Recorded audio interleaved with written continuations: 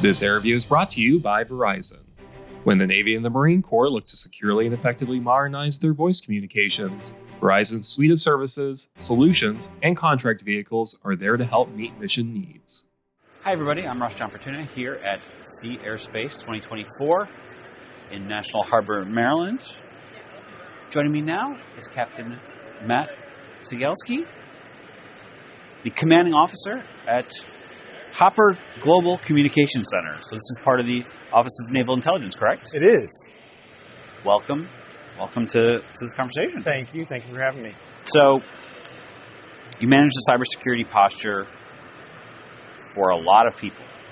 There's a lot of threats. There's a lot of things coming at you. What are the greatest ones, and how do you defend 360 against those threats? So I think you're aware of defense in depth, right? And so that goes from everything from the physical security aspects of protecting a network out to the logical pieces, whether it's a normal update to a piece of equipment or network infrastructure, or it's something that we don't expect, right? An adversarial action.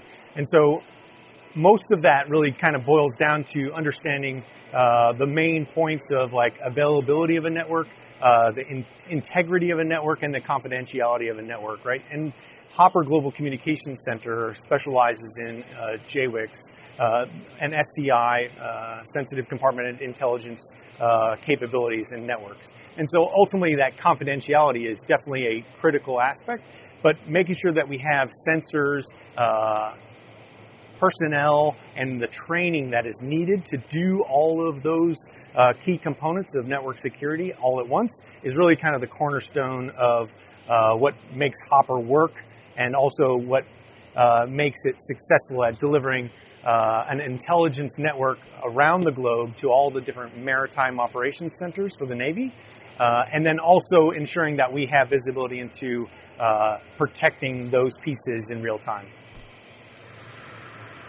I want to pull on that thread, specifically the real-time part of it. Obviously, decisions need to be made instantaneously. How do you make sure that stuff is done correctly, quickly, and on time when it comes to deploying new things and getting, next-gen technology, things like that?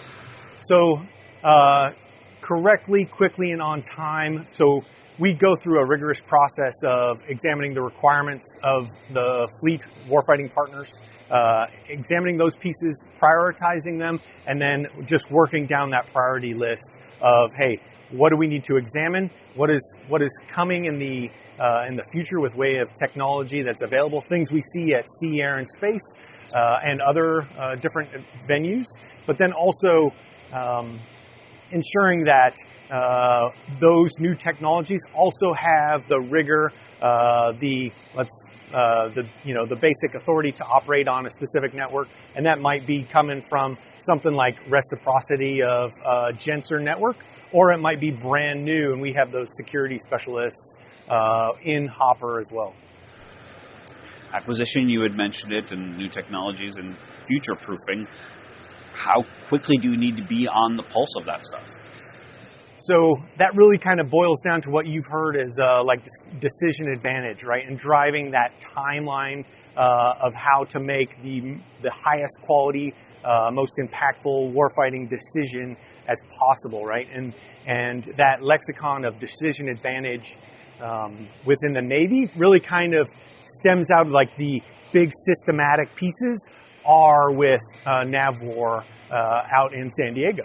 And so what I really enjoyed this conference was Admiral Smalls talking about, hey, Project Overmatch, really kind of the key aspect of the Navy's delivery mechanism towards CJADC2, right?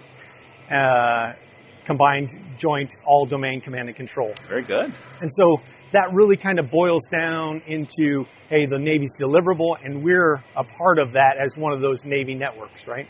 And really, from the experience as an information warfare commander previously aboard the George H.W. Bush Strike Group, really seeing the power of that combined aspect with like our NATO partners, right?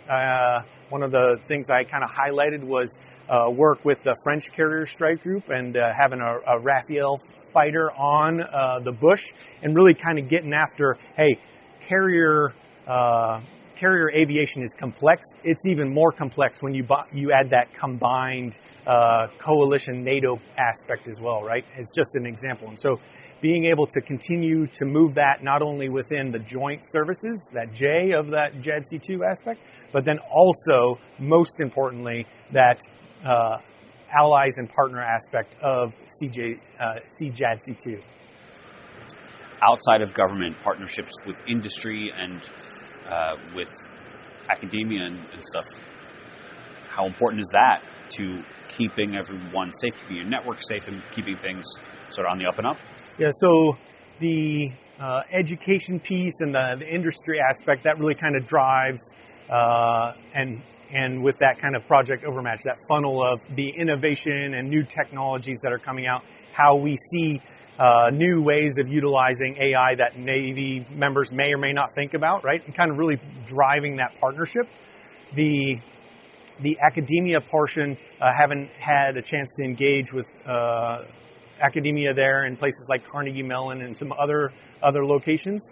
The skills and the capabilities of that academia aspect really kind of feeds the big industry aspect as well as the services, right? It's a competition for talent. We have great opportunities within the United States Navy, and we know that, hey, being able to serve a cause greater than oneself is ultimately one of the main drivers for folks that join and wear the cloth of our nation. And so making sure that we know that competitive piece that we bring, while also knowing, hey, the specialties of industry is key. If our teammates in industry have chosen that path, we want to bring and get that talent too, and keep that whole kind of ecosystem going.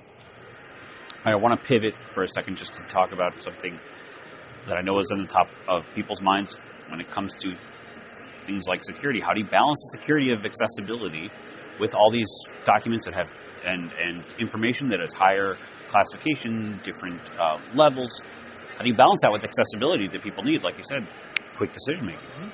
So balancing that really kind of boils down to risk, right? You've got a long-term sustainable process to bring different pieces and parts of a network and new software and hardware into an infrastructure, right? The authority to operate process and RMF process, right? So that ultimately delivers the foundation, to use the Chief of Naval Operations as one of their terms, right? In network land, foundation is that kind of integral security assessment on the front end.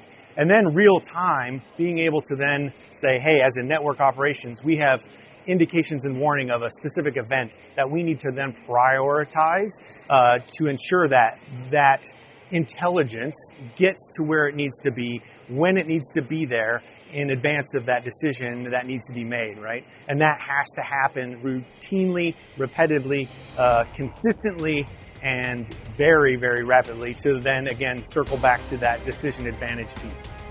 Certainly. Captain, thanks so much for being on with us.